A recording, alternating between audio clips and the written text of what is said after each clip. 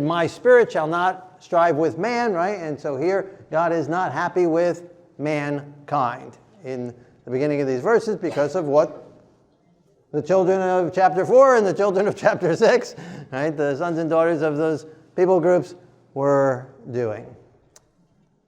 And if you missed that, again, there's more on that. We get in depth onto it on the sermon topic Nephilim, and you can see that on shalomadventure.com.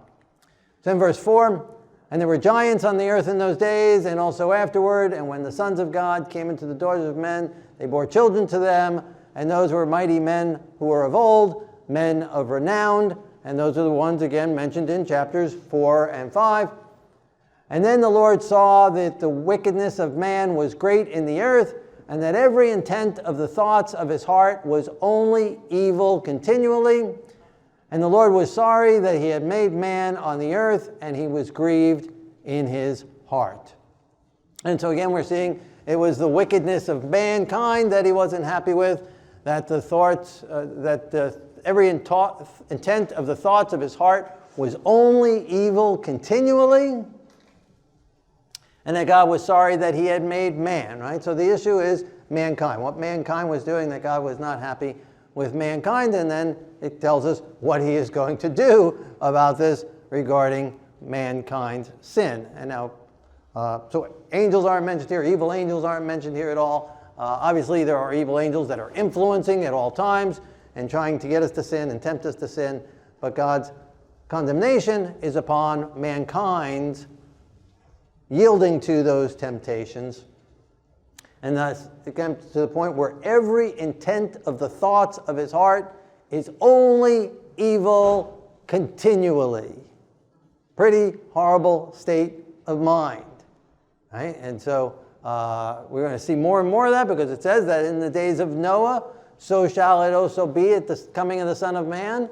And so this is the type of situation we're going to be dealing with, where every intent of people's thoughts, of their hearts, will only be evil continually. And I think we're starting to see that more and more. The Holy Spirit is being withdrawn, and the carnal heart is manifesting itself more and more. So we shouldn't be surprised.